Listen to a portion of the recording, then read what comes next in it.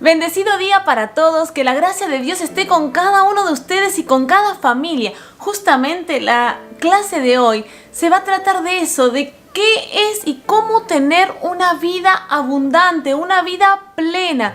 Muchos tal vez definen o piensan en la vida plena como una vida donde uno busque la felicidad personal y alcance esa felicidad para uno mismo, o tal vez otros piensan en que puede ser en la adquisición de bienes materiales o de dinero o de fama.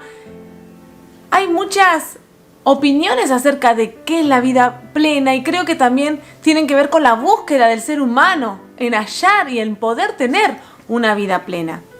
Pero vamos a analizarlo hoy a la luz de la palabra de Dios. ¿Qué dice Dios a través de su palabra en cómo tener y qué es esta vida abundante, esta vida plena? Pero en primer lugar vamos a orar y entregar esta meditación al Señor. Padre Santo, muchas gracias te damos por esta oportunidad que nos das de aprender de tu palabra.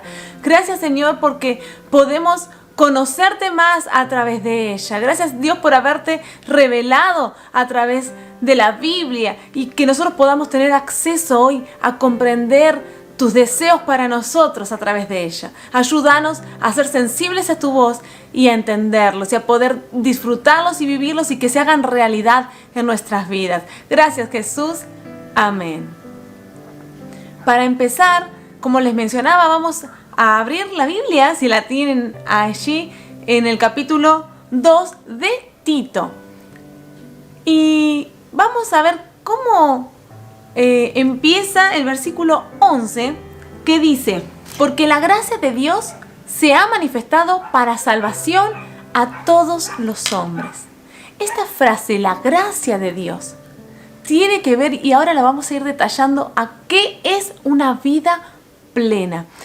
Muchos definen la gracia de Dios como este amor incondicional que Dios tuvo, este regalo incondicional que Dios tiene hacia nosotros, o como la presencia de Dios en nosotros. Es correcto, pero vamos a ir desmenuzando qué significa la gracia de Dios para nosotros y en nuestras vidas, y cómo se puede manifestar de tal manera que nosotros aprendamos a vivir como Dios quiere que vivamos, en una vida plena. La vida plena puede ser real, es real en quienes deciden vivirla. Ahora, la vida plena que el Señor quiere que vivamos con la gracia que Él nos da. En primer lugar, la gracia de Dios es una gracia salvadora. En primer lugar, lo primero que hace Dios para el ser humano por medio de su gracia es salvarnos, salvar nuestro corazón, darnos una oportunidad de reconciliarnos con Él y de no morir por nuestros pecados. Vamos a leer en Efesios capítulo 2, versículos 8 y 9, dice: porque por gracia sois salvos por medio de la fe, y esto no es de vosotros, pues es don de Dios, no por obras, para que nadie se gloríe. Por más buenas obras que hagamos, por más buenas personas que seamos, por más bien que hagamos a otros, no vamos a poder salvarnos. No nos salva nuestra bondad, nos salva el sacrificio de Jesucristo, el amor de Dios manifestado en Jesús. En Juan 3:16, posiblemente muchos lo sepan de memoria porque es un versículo clave en la vida del cristiano. Y recítenlo conmigo si están ahí, que dice: porque de tal manera amó Dios al mundo, que ha dado a su Hijo unigénito, para que todo aquel que en Él cree no se pierda, mas tenga vida eterna. Ese amor incondicional de Dios hacia el ser humano, aunque no nos mereciéramos su perdón, hizo que Él entregara a su Hijo y que la muerte de Jesús nos redimiera a nosotros. Hay algo que dicen estos pasajes, es que todos pueden ser salvos. Sin embargo, no es que todos los seres humanos son salvos, quieran o no quieran. No pueden ser todos salvos porque la salvación depende de la voluntad también de elegir ser salvos, de elegir la redención por medio de Jesús para nosotros personalmente. Cada persona tiene la posibilidad de elegir el camino de reconciliación con Dios por medio de Jesucristo. Dios quiere que todos seamos salvos. Nosotros también deseamos que todos puedan conocer el amor del Señor y vivir una vida plena y una vida donde también estemos seguros de nuestra salvación. Y no dudando qué va a pasar luego de este cuerpo, luego de la muerte, luego de este sistema de cosas. Hay algo que nos da seguridad y que es el amor de Dios y la gracia de Dios. Pero para poder ser salvos, tenemos que creer y tener fe en Jesús. Como decía este pasaje, no tiene que ver con nuestra bondad, sino con la bondad de Dios y el amor de Dios. Otra característica de la gracia de Dios es que nos sostiene en los momentos más difíciles de nuestra vida. Por ejemplo, vamos a leer en 2 de Corintios 12:9 que dice: y me ha dicho, bástate mi gracia, porque mi poder se perfecciona en la debilidad. Por tanto, de buena gana me gloriaré más bien en mis debilidades, para que repose en mí el poder de Cristo. Fíjense qué pasaje tan profundo también. Y a veces parece hasta contradictorio. ¿Cómo me gloriaré en mis debilidades?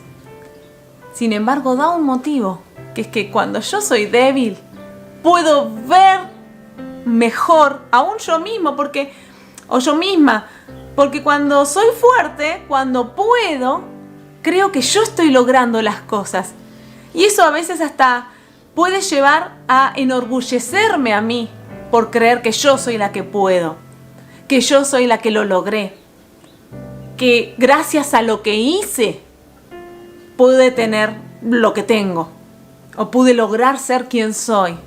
Sin embargo, cuando me doy cuenta de que sola no puedo, es cuando el Señor me dice: déjame a mí. Yo quiero obrar en tu vida y mostrarte mi poder manifestándose en tu vida. Por eso es bueno y es positivo para nosotros reconocer nuestras debilidades y permitirle a Dios obrar. Porque mientras nosotros podamos, el Señor no tiene lugar para obrar. Sin embargo, cuando no podemos, es cuando nos damos cuenta de que necesitamos la ayuda de Dios y le damos lugar. Es bueno poder darnos cuenta de esta realidad y cada día decirle: Señor, ayúdame a vivir el día de hoy conforme a como vos quieras, que tu poder se siga manifestando hoy. Gracias por las fuerzas que me das cada día. Pero quiero seguir viviendo dependiendo de ti y no de mis fuerzas. La gracia de Dios nos capacita también para servirle, para serle fiel con aquellos ministerios que Él nos ha encomendado, con aquel servicio que Él nos pide acá que hagamos en este mundo. Él nos capacita por su gracia. Vamos a leer en 1 de Pedro 4:10 que dice: cada uno según el don que ha recibido, ministrelo al otro como buenos administradores de la multiforme gracia de Dios. Seamos buenos administradores de la gracia de Dios y recibamos la capacitación que nos da Él para servirle. Así como en el punto anterior mencionaba que el poder de Dios se manifiesta en nuestras debilidades, también el poder de Dios se manifiesta cuando le servimos. Cuando cumplimos con el propósito que Él tiene con nosotros y no nos ponemos límites nosotros, sino que le permitimos al Espíritu Santo y a Dios obrar en nuestras vidas y obrar a través nuestro. Es cuando le permitimos que la gracia de Dios sea realidad en nuestras vidas. La gracia de Dios también nos santifica en este proceso y nos ayuda a vivir conforme al propósito que Dios tiene, a pesar de estar en este mundo impío, en este mundo pecaminoso, donde nos rodean muchas maldades y muchas situaciones y cosas que quieren alejarnos de Dios. Sin embargo, por su gracia cada día también somos santificados y el Señor nos ayuda a vivir conforme a su voluntad y su propósito. Por eso, vamos a seguir detallando, pero la vida plena no tiene que ver simplemente con un momento de felicidad, con un bien o con algo que en un instante, en una etapa de mi vida me haga feliz, sino que no solamente me haga feliz en esta vida, sino que me dé esperanzas de una vida futura feliz. Vamos a seguir leyendo el capítulo 2 de Tito, versículo 12, que dice: enseñándonos que, renunciando a la impiedad y a los deseos mundanos, vivamos en este siglo sobria, justa y piadosamente. Acá el apóstol Pablo enseña que no solamente la gracia de Dios nos ayuda a vivir conforme a la voluntad de Dios, sino que nos hace unas personas con cualidades especiales o nos da ciertas cualidades para vivir en este mundo. En primer lugar menciona que sea sobria, que vivamos la vida de una manera sobria, que podamos tener dominio propio de nuestros pensamientos, de nuestras palabras, de nuestras acciones. El dominio propio es fundamental en la vida del cristiano y es un aprendizaje que desde tempranamente tenemos que aprender, ya sea que recién o hace poco hayas conocido al Señor, o a un niño, los niños, que no es necesario ser adulto en el conocimiento de la palabra de Dios o como persona, ¿no? Sin embargo, tenemos que aprender a tener y ejercer dominio propio. Fíjense que aún en lo que pensamos tenemos que aprender a vivir con dominio propio, en lo que decimos y en nuestras acciones también. No dejarnos llevar, sino ser conscientes de lo que hacemos. Que siempre sea para bendecir a los demás. Luego dice, de una manera justa, como una persona honrada, respetando a los demás y viviendo también en la justicia de Dios, o sea, sabiendo que Dios es nuestro Padre Celestial y aprendiendo a vivir reverentes con lo que hacemos a Él. Y piadosamente también menciona. Esto quiere decir que la gracia de Dios también nos ayuda a ver y a diferenciar las cosas piadosas de las cosas impías, donde el mundo, con sus tentaciones y sus deseos, en el cual vivimos, va a querer distraernos, va a querer quitarnos la fe. Sin embargo, gracias a Dios y a la gracia de Dios en nosotros, vamos a poder diferenciarlo y huir de las tentaciones. Que el Señor encuentre en nosotros estas cualidades. En los versículos 13 y 14 dice: aguardando la esperanza bienaventurada y la manifestación gloriosa de nuestro gran Dios y Salvador Jesucristo, quien se dio a sí mismo por nosotros para redimirnos de toda iniquidad y purificar para sí un pueblo propio, celoso de buenas obras.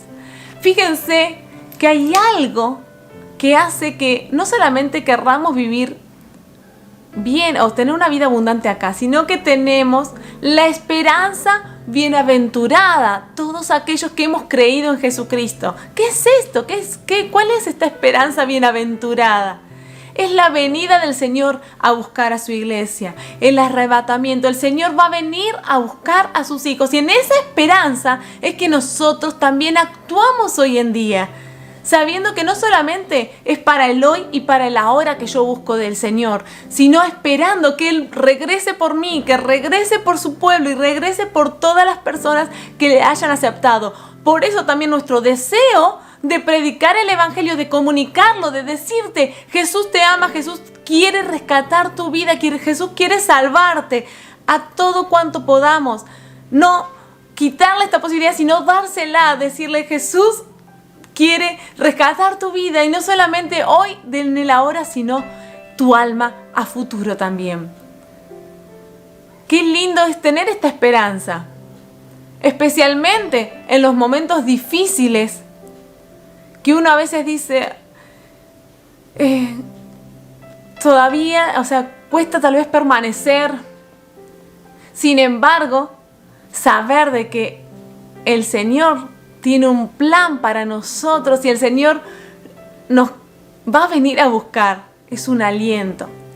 También es un aliento para aquellos que nos hemos alejado físicamente de personas que amamos, pero que ellos ya están en la presencia del Señor y saber que nosotros vamos a ir a adorar a Dios juntos con ellos. Es hermoso, es esa esperanza que nada nos puede quitar. Para poder mantenernos diariamente viviendo en la gracia de Dios, hay podría decirles pasos o cosas que tenemos que hacer y que nos ayudan. Y que seguramente cuando se las diga van a parecer obvias para un cristiano. Y si están escribiendo ahí, me gustaría también que las escriban. La importancia de la oración y la lectura y el estudio de la palabra de Dios. Desde chiquitito nosotros aprendemos la importancia de hablar con Dios, de relacionarnos con Dios por medio de la oración. ¿Por qué? Porque de esa manera podemos tener una comunión con nuestro Padre Celestial. Dios es un Dios vivo y un Dios que nos habla y un Dios que nos escucha. La oración nos ayuda a conocerlo más y a amarlo más. Y orar frecuentemente nos ayuda a reconocerlo constantemente, reconocer la gracia de Dios en nuestras vidas. Como les decía, muchas veces tendemos a empezar a ver nuestros logros, ver los beneficios que tenemos, ver cosas buenas que nos salen y empezamos a tentarnos con creer que somos nosotros los que las logramos. Sin embargo, la oración constante a Dios, la oración de agradecimiento, la oración de petición, la oración de arrepentimiento, la oración de adoración a Dios, nos hace reconocer constantemente que somos lo que somos gracias a Él. Por eso te animo a que la oración no sea un trámite, no sea simplemente un código antes de comer, o un latiguillo o una costumbre, sino que empiece a ser real. Una entrega del día, un agradecimiento del día, un pedido en momentos de necesidad, un momento de adoración a Dios y de reconocerlo y de agradecerle su bondad, su amor, reconocerlo como Señor, como Salvador. La oración nos ayuda a mantenernos conscientes de la gracia de Dios en nuestras vidas. Y la lectura de la palabra de Dios, de la Biblia, uno cuando la ve, tal vez la ve un libro gordo, letrita chiquita y que parece casi imposible de leerlo. Sin embargo, cuando empezás a darte cuenta de que Dios te está hablando, fundamentalmente de eso. Tal vez pasamos horas leyendo el celular, leyendo mensajes. Y a veces, qué sé yo, tal vez te sirva usar la ilustración de que es como si te estuviéramos escribiendo mensajes el Señor, el Padre Celestial. Y están escritos en la palabra. Disponete a leerla, tratando de escuchar la voz de Dios. Se aprende a ser sensible estudiando las Escrituras. Como dice la palabra, así que hermanos, os ruego por las misericordias de Dios, que presentéis vuestros cuerpos en sacrificio vivo, santo, agradable a Dios, que es vuestro culto racional. No conforméis a este siglo, sino transformaos por medio de la renovación de vuestro entendimiento, para que comprobéis cuál sea la voluntad de Dios, agradable y perfecta. La importancia de renovar nuestro entendimiento, que nuestro culto, nuestra adoración a Dios y nuestra fe en Dios sea consciente y sea racional y sea sabiendo lo que hacemos y aprendiendo cuál es la voluntad de Dios a través la lectura y el estudio y el aprendizaje de su palabra. No conformarnos, sino seguir aprendiendo y mejorando cada día. En el versículo 15 del capítulo 2 de Tito dice, Pablo a Tito le dice, esto habla y exhorta y reprende con toda autoridad. Nadie te menosprecie. Y acá simplemente enfocamos a este mensaje donde Pablo le dice a Tito como referente espiritual de otros, habla y exhorta la importancia de vivir de esta manera. Y que nadie menosprecie tu palabra, porque si Dios te puso en este lugar, Dios te va a respaldar. Por eso un líder espiritual no debe callarse, porque si Dios lo puso, por más temor que pueda llegar a tenerle a las personas al decirle algo, al corregir algo, al exhortar frente a una actitud de pecado, el Señor lo respalda y la autoridad la da Dios. Por eso la importancia de no querer como líder simplemente complacer a las personas, sino hacer la voluntad de Dios. Seguimos un poquito y en el capítulo 3 empieza a decir qué cualidades como cristianos que tienen la gracia de Dios también tenemos que tener acá en esta vida. Y dice, recuérdales que se sujeten a los gobernantes y autoridades, que obedezcan, que estén dispuestos a toda buena obra. La importancia de, como cristianos también y como hijos de Dios, de sujetarnos a nuestras autoridades, de respetar a las autoridades, que por más allá de que hayamos votado en estas comunidades democráticas o el que esté en un lugar de autoridad, sea por la situación que sea, hay que saber que Dios lo permitió. Que quien está por sobre toda autoridad es Dios. Y si Dios lo permitió, por algo es. Entonces nosotros, que no somos Dios, poder respetar a otro. Así como podemos respetar a los demás también, a las autoridades. Primera de Timoteo 2, versículo 1 y 2 dice, en primer lugar, te ruego que ores por todos los seres humanos. Pídele a Dios que los ayude, intercede en su favor y da gracias por ellos. Ora de ese modo por los reyes y por los que están en autoridad, para que podamos tener una vida pacífica y tranquila, caracterizada por la devoción a Dios y la dignidad. Pero también hay que incluir la oración por los gobernantes, la oración por quienes están en lugares de poder, para poder tener paz, orar por ellos. Así que te animo a que también los incluyas en tus oraciones. Otro deber que tenemos que tener como cristianos es pagar los impuestos.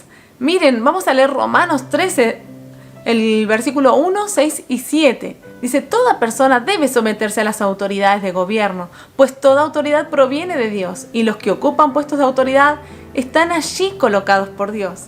Por esas mismas razones también paguen sus impuestos, pues los funcionarios de gobierno necesitan cobrar su sueldo. Ellos sirven a Dios con lo que hacen. Ustedes den a cada uno lo que les deben, paguen sus impuestos y demás aranceles a quien correspondan y den respeto y honra a los que están en autoridad. Cada uno sabe su deber, pero es responsabilidad nuestra ser buenos ciudadanos también. Incluso con aquellos gobernantes que no compartimos ideas, sin embargo, saber de que, como decía anteriormente, están ahí porque por algo el Señor lo permitió. No hacer nada de nuestra parte, por más ley que haya, que sea contrario a lo que la palabra de Dios nos dice que hagamos y a que nuestro comportamiento sea. Pero con relación a nuestros deberes, ser responsables también. Este mismo versículo de Tito 3.1 dice que estemos dispuestos a toda buena obra. No solamente a buenas acciones en la iglesia, o con hermanos de la fe, sino también con nuestra familia, con nuestros compañeros de trabajo, de estudio, con vecinos. Que seamos personas que nos caractericemos por nuestras buenas obras también. Como decía al principio, no nos van a salvar nuestras buenas obras, pero sí las tenemos que tener como fruto de la gracia de Dios en nosotros. En el capítulo 3, versículo 2 dice que a nadie difamen, que no sean pendecieros, sino amables, mostrando toda mansedumbre para con todos los hombres, con todas las personas. Tengamos cuidado de lo que decimos con nuestra boca. Nunca intentar o buscar hacer mal a otra persona, incluso si estamos en desacuerdo con la otra persona. Nunca difamar o desacreditarlos delante de otros, sino que aún las críticas que podamos decir o las opiniones diferentes que podamos expresar sean con el fin de edificar y no de destruir. Que nunca nuestras intenciones sean derribar al otro o hacerlo caer, incluso con las palabras que decimos. Luego dice: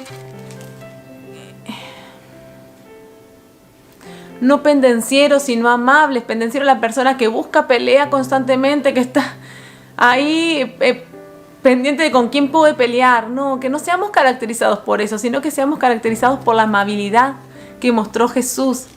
En Mateo 11:9 dice: llevad mi yugo sobre vosotros y aprended de mí, que soy manso y humilde de corazón, y hallaréis descanso para vuestras almas. Que aprendamos a ser humildes como el Señor es. Fíjense que si toda la iglesia tuviera estas cualidades, donde la gracia de Dios se manifieste, sería un mayor testimonio del poder de Dios. Y más personas querrían acercarse a Él porque ven el ejemplo en nosotros. Nosotros por eso somos los responsables de reflejar y de ser testimonios del poder de Dios, transformador y salvador. Los últimos versículos que vamos a leer son el capítulo 3, versículo 3 al 7 de Tito, donde Pablo hace un pequeño recorrido del poder de Dios en la vida del cristiano. En primer lugar menciona cómo era el pasado. Dice: porque nosotros también, en el versículo 3 dice, éramos en otro tiempo insensatos, rebeldes, extraviados, esclavos de concupiscencias y deleites diversos, viviendo en malicia y envidia, aborrecibles y aborreciéndonos unos a otros. Fíjense, si piensen cómo eran ustedes antes de conocer a Cristo. Todos tenemos nuestro testimonio, todos tenemos cómo el Señor nos cambió. Pero fíjense las cosas que menciona Pablo de lo que éramos. Especialmente esta gran mentira de que uno cree ser libre en los deleites.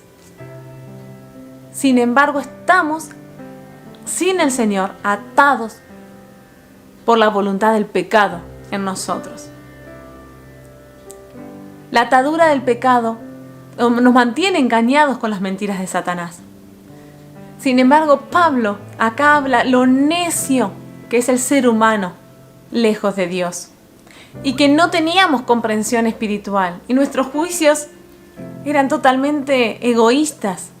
Incluso si algún otro, él decía, tenía algo más, nos generaba envidia o celos, y que el ser humano tal vez desea muchas veces el mal del otro. Pero gracias a Jesucristo, la vida puede cambiar. En el versículo 4 dice: pero cuando se manifestó la bondad de Dios nuestro Salvador y su amor para con los hombres, nos salvó. No por obras de justicia que nosotros hubiéramos hecho, sino por su misericordia, por el lavamiento de la regeneración y por la renovación en el Espíritu Santo, el cual derramó en nosotros abundantemente por Jesucristo, nuestro Salvador, para que justificados por su gracia viniésemos a ser herederos conforme a la esperanza de la vida eterna. Qué hermosa transformación que produce Dios desde el momento en que nosotros nos podemos acercar a Él por medio de Jesús. Jesús es nuestro medio de salvación. Aceptar a Jesús en nuestro corazón transforma nuestra vida.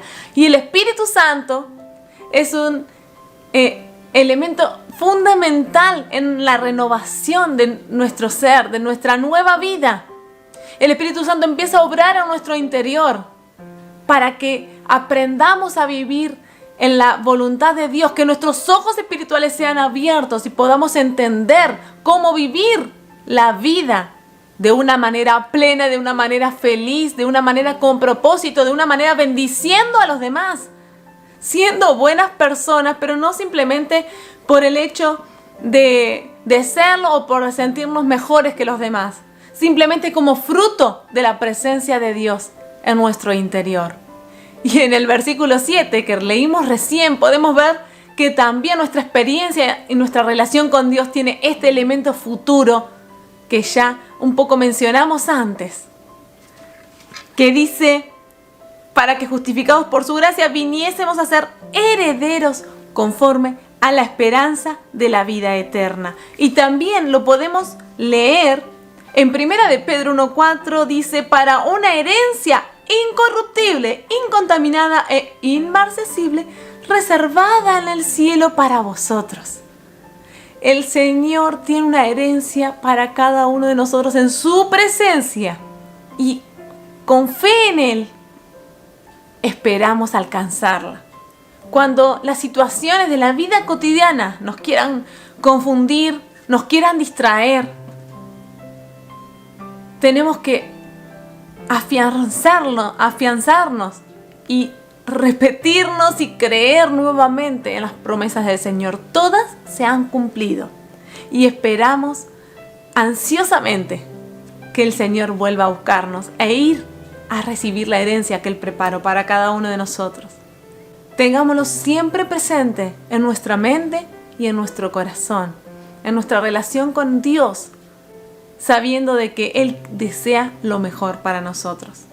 Para terminar, recordar esto, de que la vida abundante es posible y es real, una vida plena, una vida con sentido, una vida de bendición a otros, una vida donde no temamos ni a la muerte, porque el Señor tiene un plan futuro para nosotros también, tiene una vida eterna para nosotros. Es posible. La vida plena es posible, solo que tenemos que aprender a buscarla o buscarla en el lugar correcto. Como decía al principio, no en el dinero, no en bienes materiales, no en la felicidad simplemente personal y egoísta, sino en la palabra de Dios a través de la redención que da Jesús y con todas estas características que mencionábamos hoy que podemos tener como hijos de Dios. Y hay muchas más bendiciones que van siéndonos reveladas en el conocimiento de la palabra de cada día. Así que podamos seguir creciendo nuestra relación con Dios. Y te invito, si no lo has hecho hasta hoy, a decidirte vivir una vida abundante en la gracia de Dios. Padre Santo, gracias por esta enseñanza, por este aprendizaje de que podemos vivir una vida abundante. Y no solamente de una manera egoísta para nosotros, sino para ser de bendición a todo el que nos rodee, a nuestras familias, a nuestra comunidad y a todo a quien tengamos la oportunidad.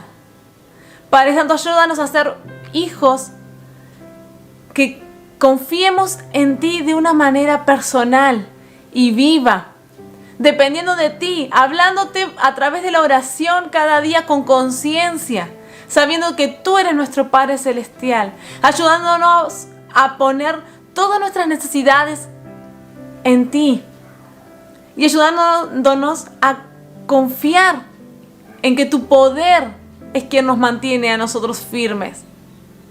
Gracias, Señor, porque somos lo que somos gracias a ti. Gracias por tu amor inagotable. Gracias por tu perdón. Gracias por tu Espíritu Santo. Y te decimos, Señor, obra en mi vida una vez más. Dame más conocimiento de tu palabra para poder aprender a vivir de una manera mejor cada día. Y usa mi vida conforme a tu voluntad y tu propósito. Gracias, Jesús. Te amo y a ti doy la gloria, la honra y la alabanza por siempre. Amén. Gracias a todos por compartir este tiempo de aprendizaje de la palabra del Señor. Y mi anhelo es que la palabra dé fruto. Así que Dios los bendiga a cada uno y seguimos edificándonos en la palabra del Señor.